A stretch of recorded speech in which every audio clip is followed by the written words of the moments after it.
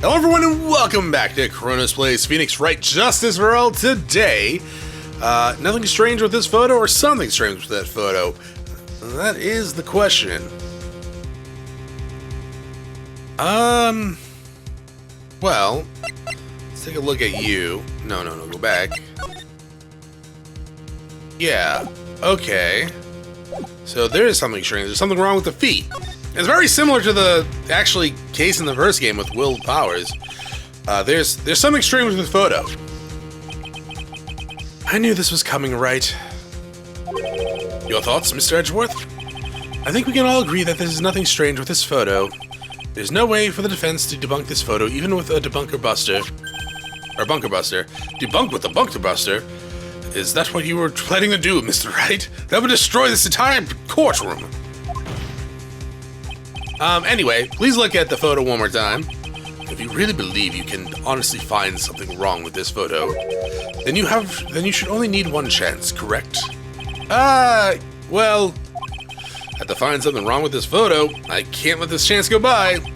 Where in the heck did she take this photo from anyway? It's all out of focus. Why can't she take a good shot, especially when it counts? That is Lotta's kind of like downfall with the photography, huh? Now then, let us hear your objection. What about this photo is strange? The feet.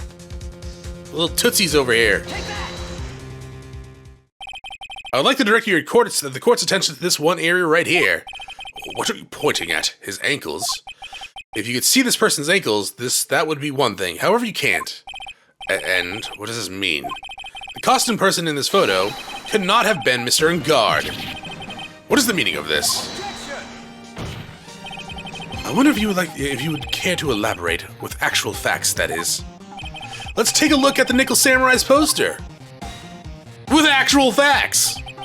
Please pay particular attention to this area around the bottom of the hakama. His socks. You can see his socks. Exactly. However, in this photo, the Nickel Samurai is clearly holding his hakama up just walking. What? It's clearly holding this hakama up just walk.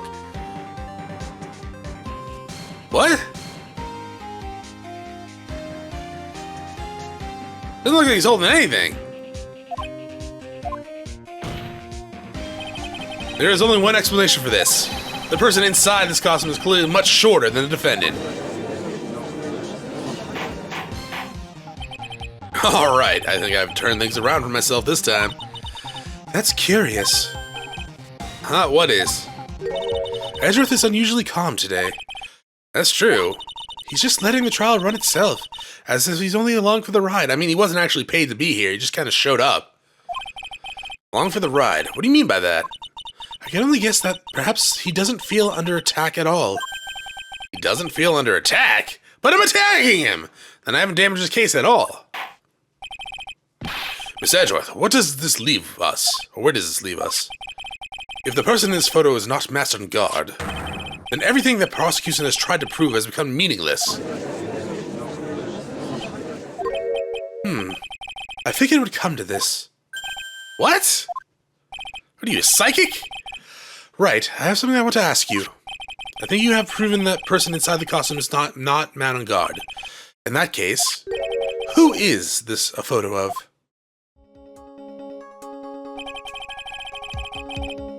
Who is the person wearing the Nickel Samurai costume? Don't stress out over this, Phoenix. It's very simple. What you should be focused on is Edgeworth's attitude, don't you think?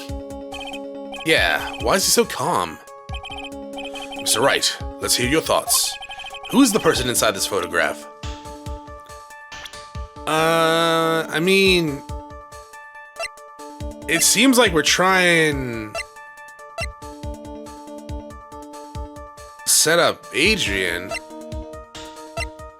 It's Ms. Oldbag. No. I mean, with all the comments we made about it earlier, and that she does have a motive, quote unquote, and the costume doesn't fit, so I'm assuming she's shorter than Man Engarde. It's kind of hard to tell heights in this game, to be quite honest. Unless it's like blatantly like, this is a short character, like, you know, Pearl. She's short, thus she takes up very little of the screen, but everyone else seems to take up, or if they're very large, like Will, or they take up a large part of the screen. Everyone else just kind of seems to be the same size, to me anyways. But yeah, I guess her?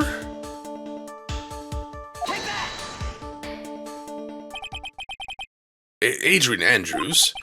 If you want to know who that Nickel Samurai is, it is none other than this woman.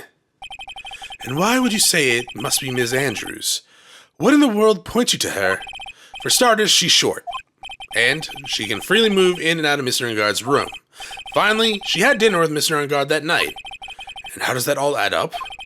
It means that it makes it very easy for her to get a certain item. A certain knife with Mr. Engarde's fingerprints all over it. The knife that was used as a murder weapon. I thought it was determined that he wasn't actually murdered with the knife. Why don't you just say what it is you want, right? I have to do this now. This is my last chance to turn things around. The defense moves to indict Ms. Adrian Andana in the murder of Juan Corrida. It was Miss Andrews who tried to frame the defendant for the crime. Order! Order! Order! It looks like the trial has hit a most unexpected development, even though this shit happens all the time with Phoenix Wright. Mr. Edgeworth. Yes, Your Honor. This court is issuing a subpoena for Ms. Adrian Andrews. A verdict cannot pass without her first hearing her testimony. Alright, this is it. This is kind of bad for us. Huh? What do you mean? If Adrian Andrews is summoned to court as a witness, it means that the trial will go on for another day. One more day. Oh, ack. If I don't get a verdict today, then Maya... Now then, shall we set Miss Andrews' testimony for tomorrow? Well, what am I supposed to do? The judge is about to adjourn the court. I mean, we gotta raise an objection, right? Now then. Please, Your Honor, continue the trial. You must pass a verdict today. I can't do that. We cannot hear Miss Andrews' testimony if she's not... Hold it. I'd hoard wasting such valuable time. Edgeworth? Your Honor, I request that you please continue with today's trial. But... We cannot continue due to this unexpected development. Tis, unexpected development? I think you underestimate me, Your Honor. And what do you mean by that? That Mr. Phoenix Wright would slave his way to subpoenaing Miss Adrian Andrews is all happening according to plan, even if Wright was a bit slow to catch on. What?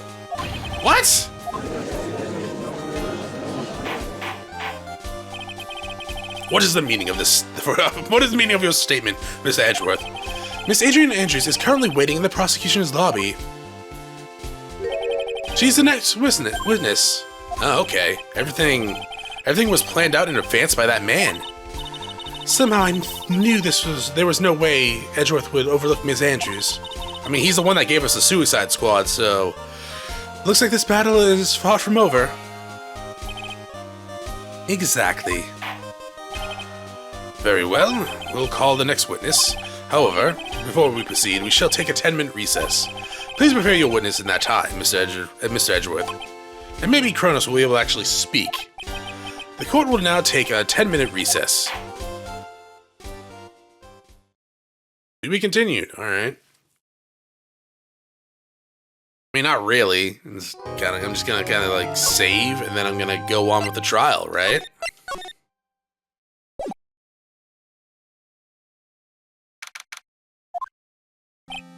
Dude, I can't believe that Adrian. No way!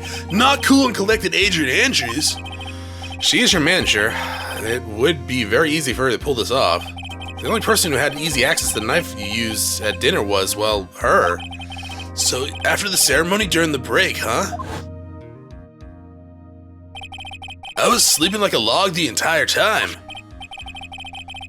See, she could have also easily planted the blood-covered button in your Hakama. But because she was the one who came to wake me up? Then, dude, you're saying it really was her? Yeah, she's the real killer. She was the one who murdered Juan Corrida. But why? I thought she was bud with Juan. She has her own agenda. But why murder him? If you're trying to get the suicide note, right? Her own agenda? What are you talking about? I'm pretty sure you'll see by the time this trial's over. I'll be alright.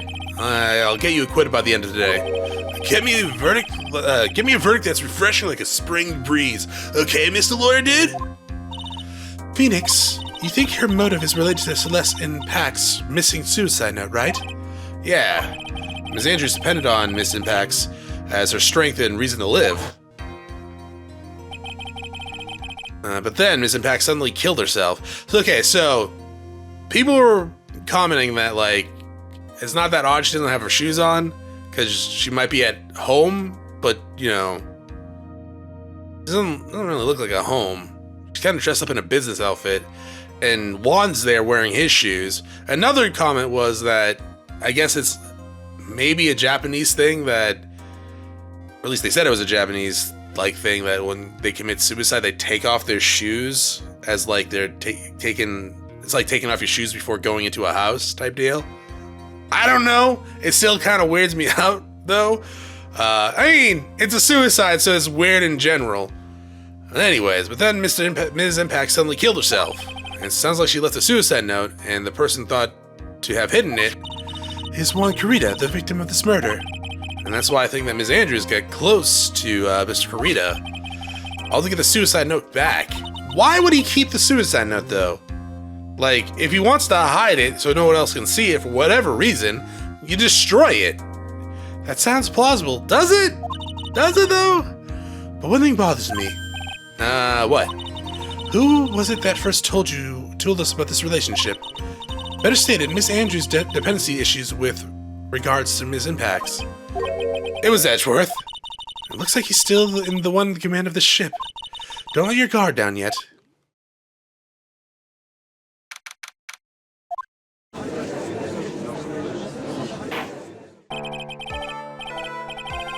Alright. Court will now reconvene. Now then, Miss Edgeworth, if you please. The prosecution calls a witness subpoenaed by this court. Miss Adrian Andrews, the person who discovered the crime in Mr. Juan Kurita's room. You brought the card, too? What is your occupation? I'm the manager of the defendant in this case, Mr. Engarde. I see. Now then. Before we begin, Your Honor, I have one request. Yeah, sure. What is it? I'm sure everyone in this room is wondering the same thing, and would love to find out more about my relationship with the victim. After all, it was the topic of a certain weekly magazine recently. No, I have no idea what you mean. I've never even heard of Gossipland. If the judge was ever a prosecution witness, he'd do all the work for me. Anyway, I was wondering if you could please tell us about your relation to the victim. Yes, I was seeing Mr. Kurita. I was also aware of the rivalry that existed between Matt and Juan, but this was a private matter between Juan and myself. So it was a fry and bait matter. What? A fry and bait matter, or was that a bait and fry? Reminds me of fishing. But I didn't kill him. No one is accusing you of that. I am, apparently. I think there's someone who would beg to differ. I think we all understand your relationship with the victim now, Ms. Andrews. Very well, then. Witness, please testify to the court about what happened when you discovered the murder that took place.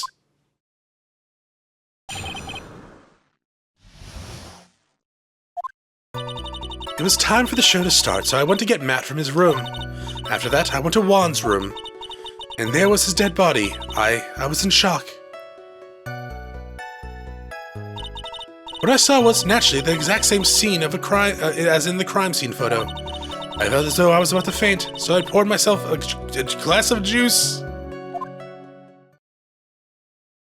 But you didn't drink it? You poured yourself a glass of juice. Yes, sadly, I didn't remember not to touch things at the scene of the crime. And I disturbed the crime scene by moving this one thing. And that is why, that is when the fingerprints on the glass were made, Your Honor. It makes no sense.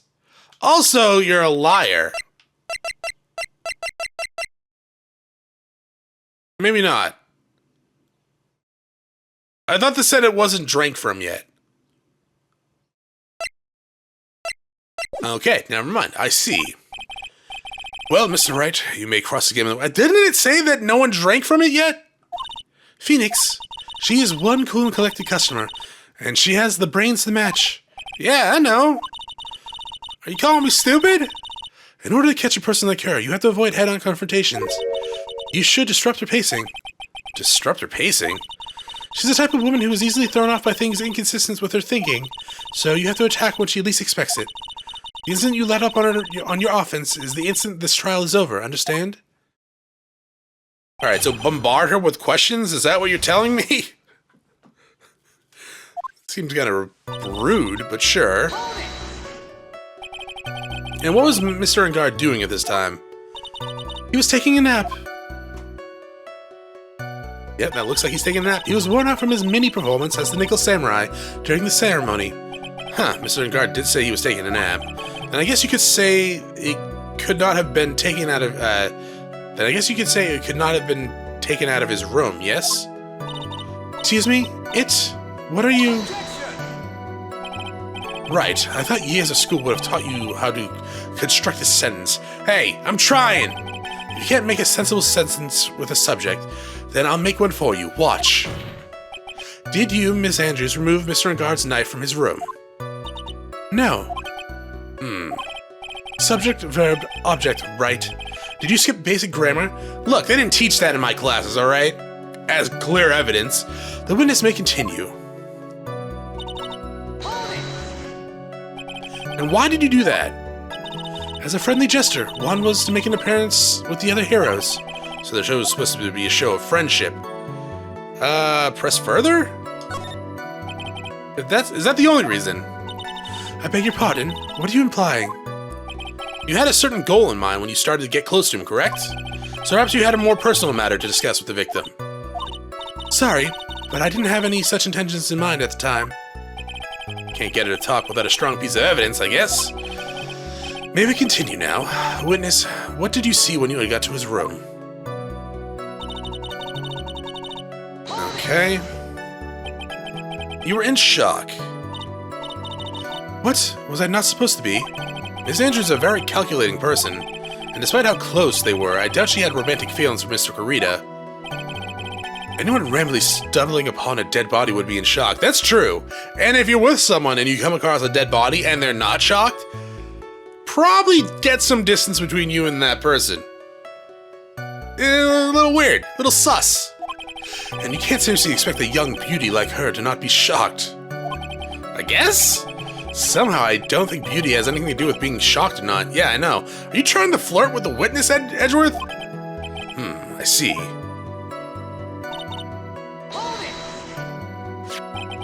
This is the photo you're referring to, correct? Yes, the one with the knife lodged in his chest. And the guitar case was like this too. Yes, it was open and empty, of course. And then, what did you do next, witness? That was it? Juice. Yes, there was a bottle of tomato juice on the table, so I helped myself. It's not like he was going to be drinking it anymore.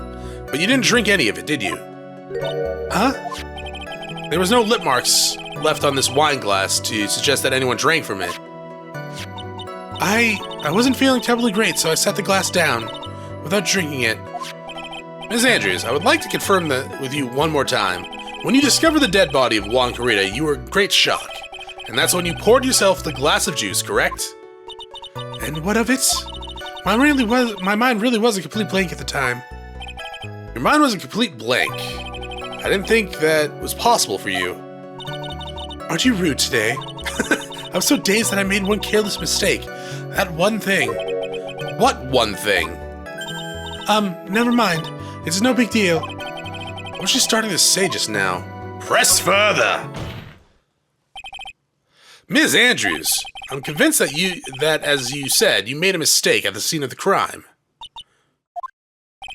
What I really want to know is what this mistake was. Actually, so would I. I'm sorry, it's kind of embarrassing. Did you pee yourself? When I set the glass down on the dresser, I accidentally knocked the flower vase over. Flower vase? Are you talking about the one on the floor in the crime scene, or crime photo?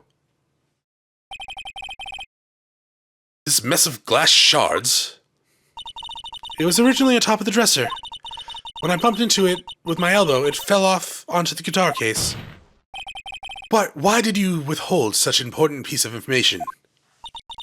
I'm sorry. I thought that since the crime scene was already in disarray, that people would simply assume the vase was just another part of the mess. I mean, yeah, that's the problem. It looks like yet another fact has come to life here. Please add this and anything else you have to reveal to your testimony. I'm sorry, but I have nothing more to add. I didn't touch anything else. Okay, I guess we'll just go ahead and press here. What kind of flower vase was it? It was a glass vase, and it was a fairly big and heavy one. I thought I would try to take Juan's pulse, so I set the glass I was holding down on the dresser, and that's when my elbow accidentally hit the vase, also known as a jar. That's odd. I thought she was always in total control of herself. I mean, dude, finding a dead body, if she's not the murderer, would do that. At the same time, I don't know why. I think she is lying. I hope she's not the killer. But it just seems like a kind of a tragic character that you kind of want to have like a good ending. But if she is the killer, it's like this story she's making up is not very goddamn like smart. Who finds a dead body and their first instinct is, oh, I gotta pour myself a glass of tomato juice. 1, tomato juice is disgusting. 2, there's a dead body. You're gonna get a drink now?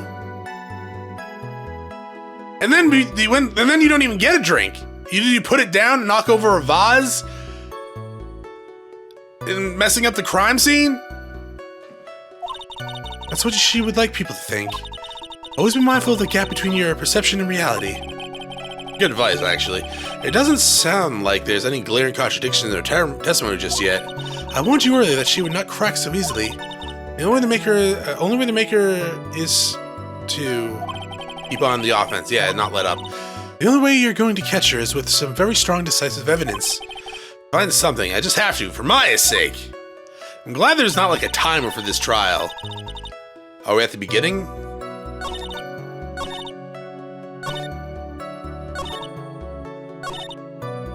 It has to be something here, right? Fell onto the guitar case.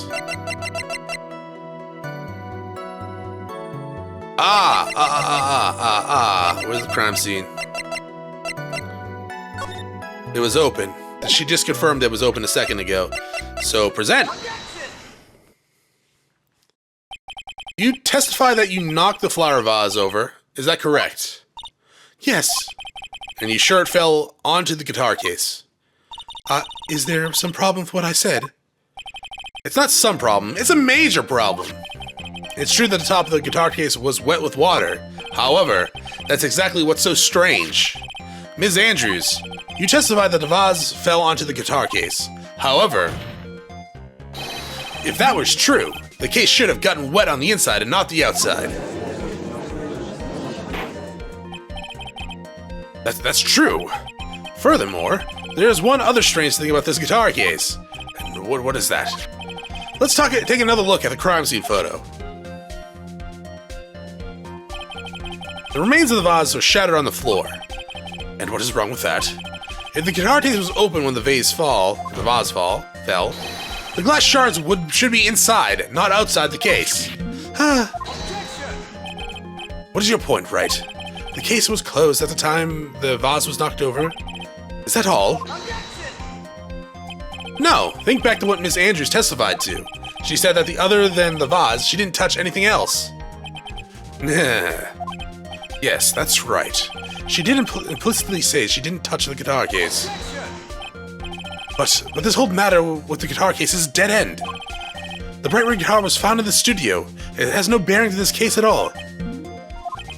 That may very well be. However, the empty guitar case does seem to have no relation to this case, doesn't it? It seems that there is no deeper meaning to the guitar case. Really? Well, Mr. Wright, do you think we need more details about the guitar case? I mean, make her testify. The empty guitar case... I believe this is a crucial piece of the puzzle. I can't believe anyone would reach for straws like this, but it is you. Can't believe I'm doing this either. Alright, I'll follow along for now. Ms. Andrews, please testify to the court about the guitar case. Yes, Your Honor. Oh, wait, you're going into a complete testimony about the guitar case itself? Oh, well, geez, that's just gonna have to wait till next episode. Thanks for watching, and I'll see you then.